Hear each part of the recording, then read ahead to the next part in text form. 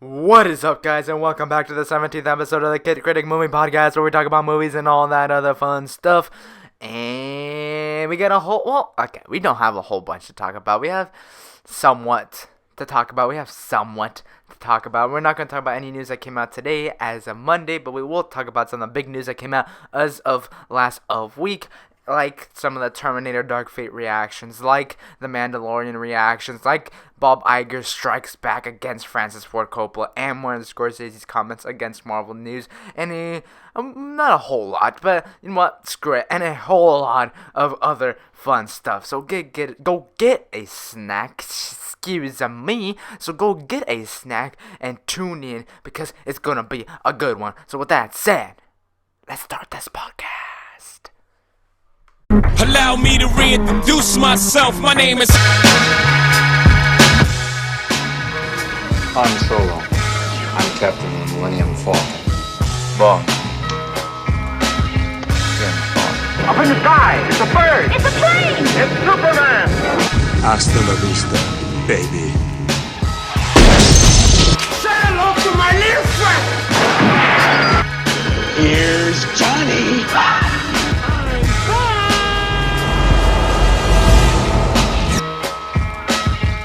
and here we go.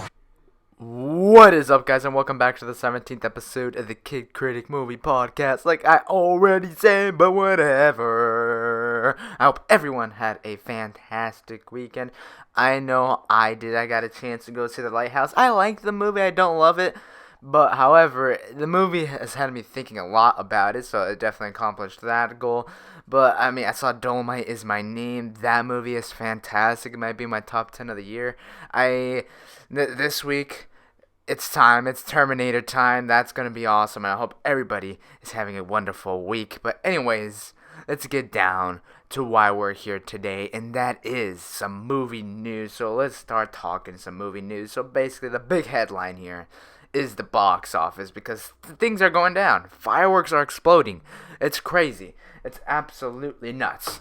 But there's definitely winners and losers in this case, and the winner is definitely Joker. I mean, Joker, look, I love the movie. It's definitely probably my top 5 of the year, but the stuff that it's doing is absolutely nuts. I mean, I knew that this movie was going to make money. I just knew. But this much money is incredible. I mean, $851 million, okay? And its budget was anywhere between $55 and $70 million, plus whatever marketing. This movie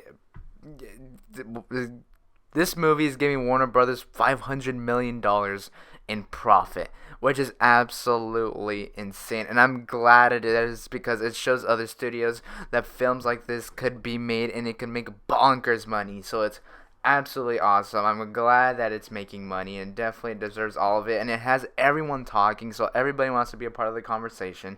And so they go see Joker. More people are seeing Joker again and again. I might go see Joker a second time. I don't know, but there's like a bunch of movies coming out. I mean, first of all, I now I'm getting sidetracked here, but there's a bunch of awesome November movies coming out. I mean, you have Terminator Dark Fate, which we'll talk about soon.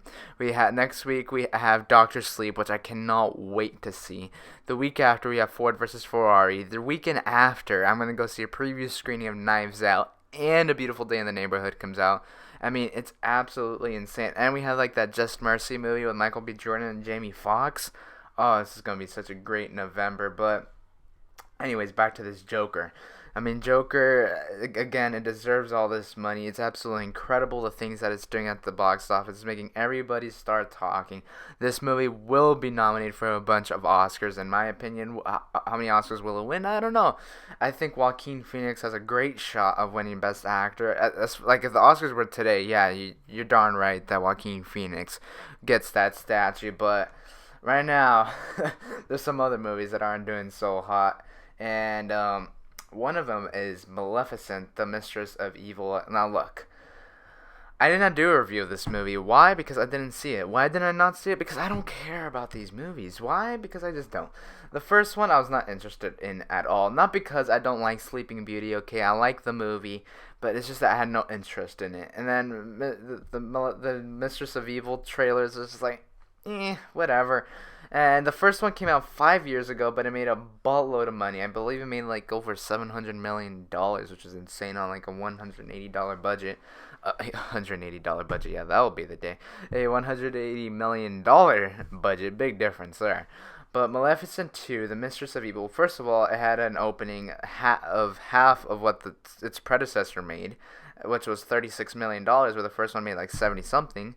And the second weekend, it dropped off at around, let me see here.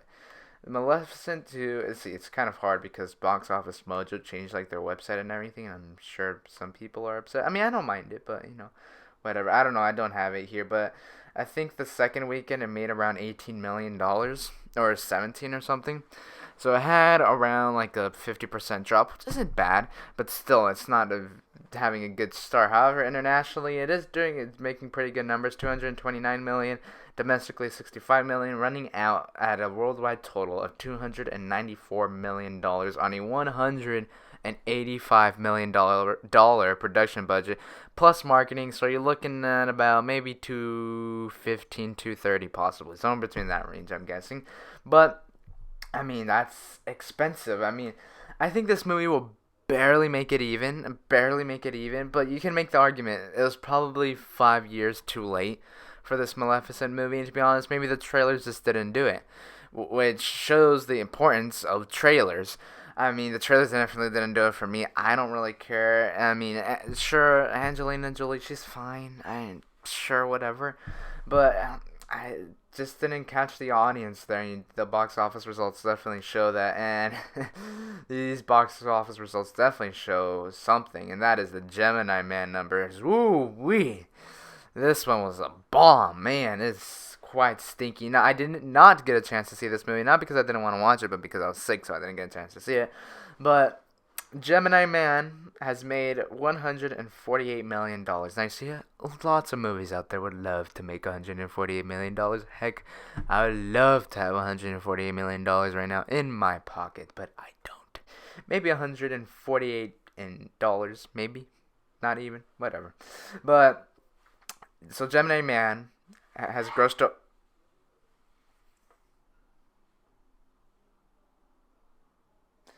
So Gemini Man has grossed over $148 million, right? But its production budget was a whopping 100. So Gemini Man has made $148 million, but its production budget was a and there's a sneeze. So Gemini Man has made over $148 million, and the budget, it came at a pretty cost, at $148 million plus marketing. So that's almost $200 million right there. That's an almost 200. And there's another sneeze right there, ladies and gentlemen. Somebody just sneezed.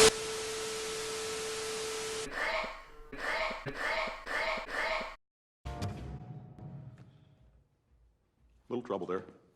Let's pick it up at 17. Ready? 5, 6, and.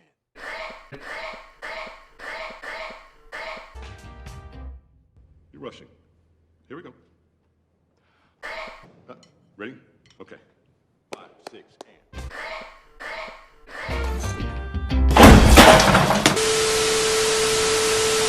Gemini Man has grossed over $148 million. However, its budget comes in at a whopping $148 million plus marketing, so you got an almost $200 million movie there, folks.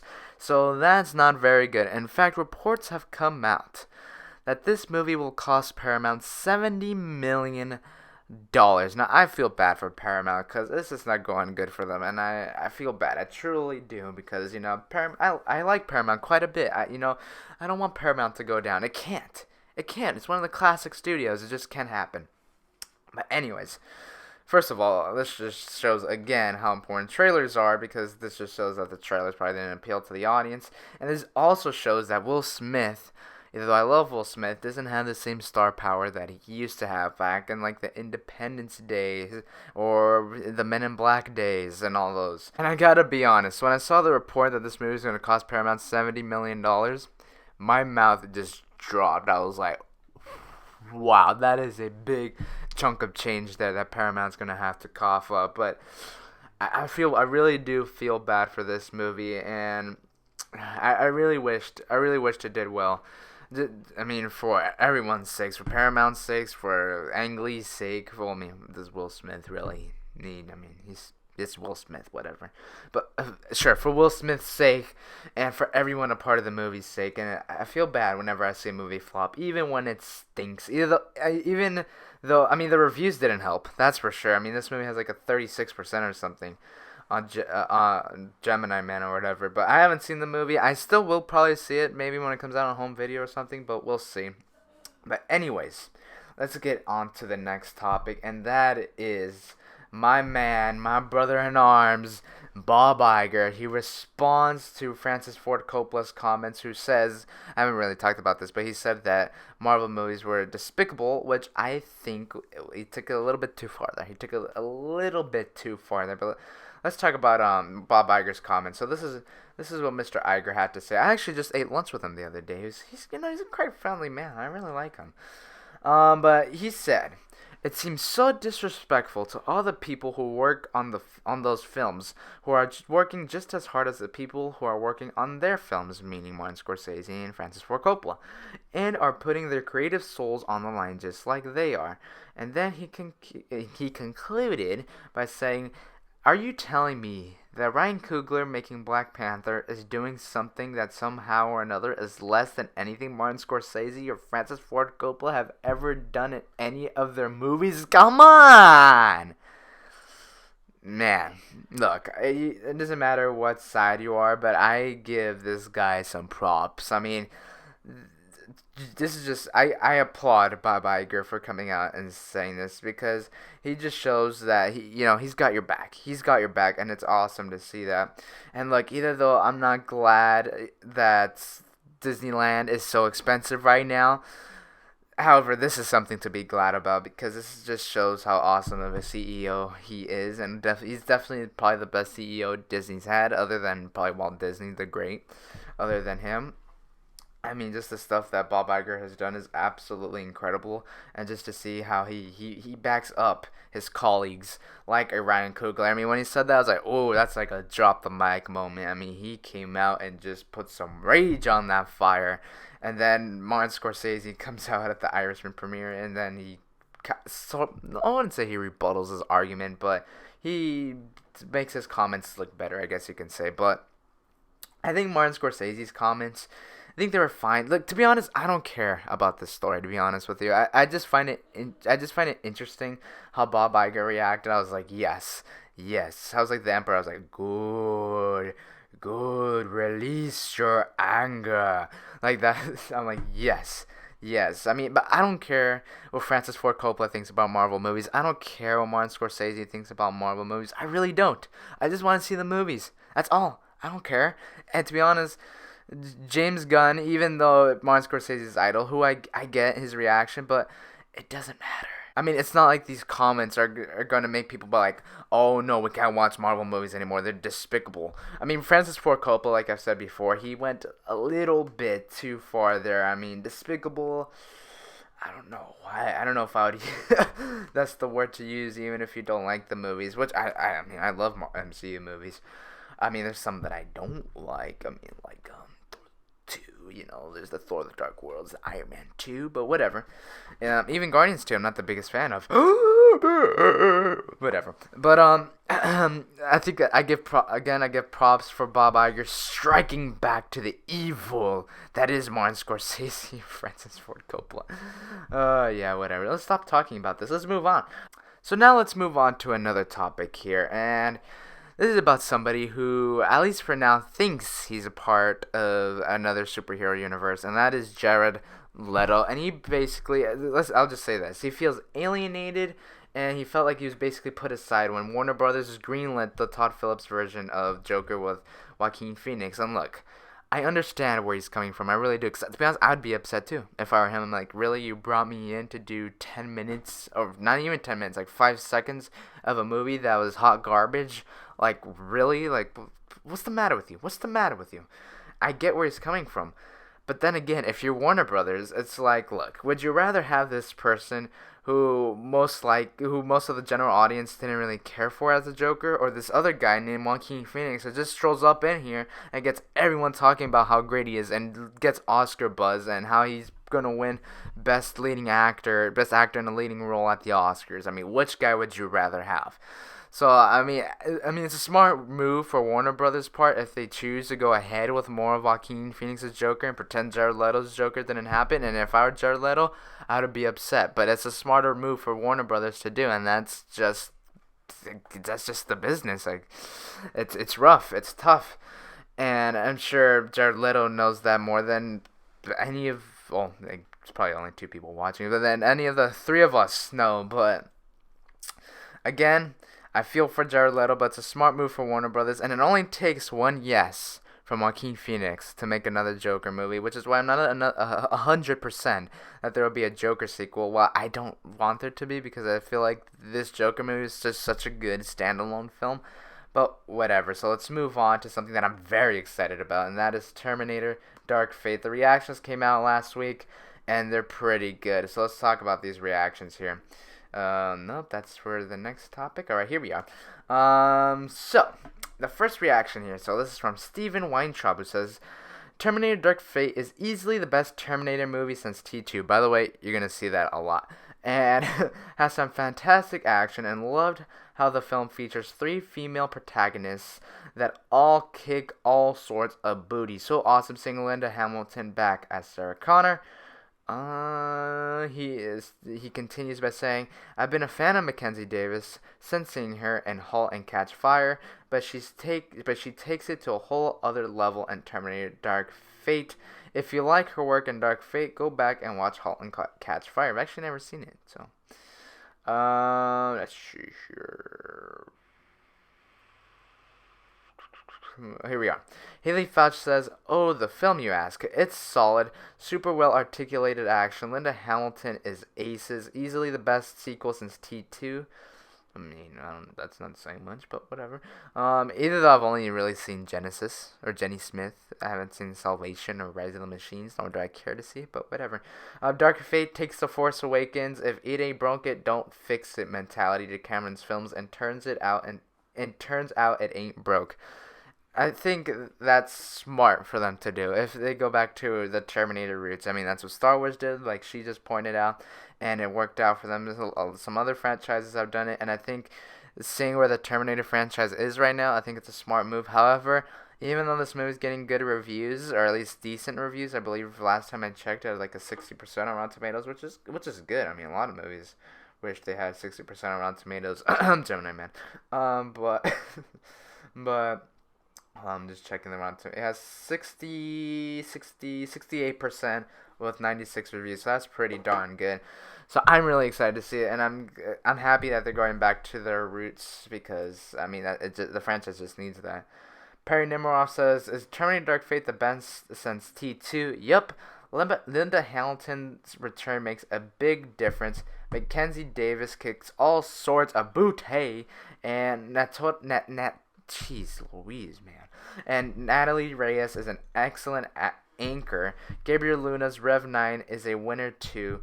Physicality, VFX, fights, all spot on. Glad they gave this another go. I can't wait to see this movie. I'm seeing it on Friday, so watch out for the review then. I'll read like 3 or 4 more here. Matt Singer says, Terminator's thought of... let me start this again here. Terminator's thought of as Arnold's franchise. Dark Fate makes it clear he wasn't the key ingredient that made it work.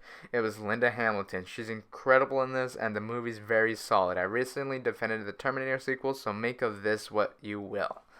That's nice. I mean, I can't wait to see Arnold return. I mean, that part of the trailer when he's just like with Gabriel Luna and he's like just shooting bullets at his face was amazing. Mike Ryan says, I was skeptical of Terminator Dark Fate. Thought the trailers were not great, but I would end up and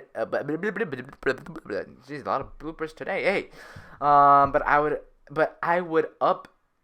Okay, I guess it's not me. It's just his wording because he says, but I would up enjoying it quite a bit. All right, and the difference maker versus the other post T2 sequels is Linda Hamilton. It's always been her story, and Hamilton adds the needed weight here.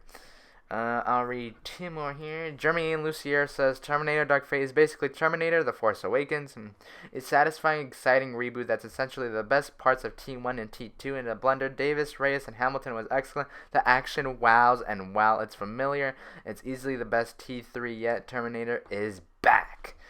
Yeah! Alright, this is the last one I'm reading here before I mess up my grammar here. Evil Eric Eisenberg says, excited to report Terminator Dark Fate is the best sequel in the franchise since T2. It is a return to basics move, reminiscent of Star Wars The Force Awakens in that way, but the new heroes are fantastic. It's great to see the legends kicking all sorts of booty, and the action is great. So the reactions, I'm digging them. Terminator is going back to its roots. It's like the Star Wars The Force Awakens of its franchise. Everybody is amazing. Linda Hamilton is absolutely brilliant. Mackenzie Davis kicks all sorts of booty, and oh yeah, there's that Arnold guy. So I can't wait to see this movie. I'm sure it's going to be fantastic. And now this last topic that we'll go over here, man, I can't believe how close we are to this, and that is The Mandalorian. So they showed 27 minutes of footage, and here are the reactions from it, and you're darn right, it has me jumping up and down. So I'm sorry if I butcher your name here, if you're listening, which will be a 1 in a million. So you're saying there's a chance. I'm sorry, I just had to say that. So Sarah L. Mohammed says, okay, I'm not going to try that, I'm sorry. But the Mandalorian footage first impressions is thrilling, action-packed, and stylish. I like that. The music and cinematography is incredible. I was blown away by the new oh my god. Oh man, you're on a roll today, Kid Critic. I was blown away by the new corners of the Star Wars universe. It looks to be exploring and sense a glimmer of the original trilogy's magic. You definitely get a lot of that from the reactions. Is that it shows a lot of the themes from the from the old trilogy. Stephen Weintraub says, saw 27 minutes of The Mandalorian. It's as awesome as you want it to be. Can't say anything specific, but one scene answered a question that I don't think has ever been explained / shown in any Star Wars movie. Interesting. Love that it opens up the Star Wars universe in a cool new way. I like that it opens up the Star Wars universe. That's something that it needs. That is something that it needs. Drew Taylor says, wow, The Mandalorian is completely amazing. Saw nearly half an hour of footage. From what I was told, there was the first 3 episodes. Whoever you think Nick Nolte is, the answer will surprise you. There's lots of questions we have going into The Mandalorian. But as far as is it the show going to be good? I mean, it looks like it's going to be good. He continues by saying it also looks as expensive as it is. I mean, you definitely hear about that. They didn't skip with this one. Spaceships, creatures, etc. all in full effect. Cannot wait for full episodes of The Mandalorian. So yeah, those are some of the reactions from The Mandalorian. And I mean, it's great. It has some of the roots of the original Star Wars films. However, it's creating new lore, which I love. It looks like a movie. You just see, it just looks so great, and I'm sure it's going to be awesome. The cast is wonderful. Everyone behind it is fantastic, and I cannot wait for this show. I'm sure it's going to be amazing. Coming on Disney Plus on November 12th, I believe. And yeah. Oh, and by the way, I forgot to mention this, but I had a chance to watch Watchmen this week. At least the first episode. I didn't get a chance to watch the second one, and it was pretty good. I really liked it. That first sequence that everybody's talking about is incredible. I mean, wow. I've never seen the movie. I know what the book's about. Like, I know the whole thing, but I've never read it. But yeah, it's pretty solid. And by the way, before I get off of here, I have a quick story to tell you. So, there's a movie called Rosemary's Baby that I'm sure you all know. It came out in the 1960s, directed by Roman Polanski, and I'm sure a lot of you people have seen it. A lot of you, meaning like 1 or 2 of you, out of the one or two of you. And basically, so if you haven't, Rosemary's Baby is basically about this couple who move into this apartment, and the wife is pregnant. However, the husband makes a deal with the devil, I guess, for wealth, and basically the baby turns out to be a demon baby, basically. However, Roman Polanski, who again directed the movie, his wife was Sharon Tate, and I already knew about this. However, but let me just add on here. But his wife was Sharon Tate, who was obviously brutally murdered by the Mansons, and he directed Rosemary's Baby. So I mean, it's like, whoa. However, I was watching this show last night where they started talking about how all these stories around these horror movies that were made, like all these creepy stories, like around The Conjuring, The Exorcist, The Omen, Rosemary's Baby. Like there was another one where Roman Polanski was friends with John Lennon and he was killed outside of where they shot Rosemary's Baby, which is insane. The Vera Farmiga had on the set of The Conjuring. Apparently, she has scratches on her computer. And then, like, a few weeks later, after they were wrapped shooting, she had the same scratches, like, on her thigh or something. It's like, what? I mean, you heard a bunch of things about The Exorcist. They talked about a little bit about Annabelle. It's like, man, I mean, no. Kid Critic's just not going to be in the horror movie making business. Just no thank you. However, that is it for Kid Critic on this episode of the Kid Critic Movie Podcast, where we talk about movies and all that other fun stuff. It was a bit of a short one, but you know, it is what it is. You still got your Kid Critic. You still got your new Kid Critic content here. And with that said, don't forget to like and subscribe, because that is very important. And comment down below, what did you think about the topics that we covered today on this very episode? And as always, in every single episode of the Kid Critic Movie Podcast, look out for the next episode of the Kid Critic Movie Podcast, where we talk about movies and all that other fun stuff. And peace.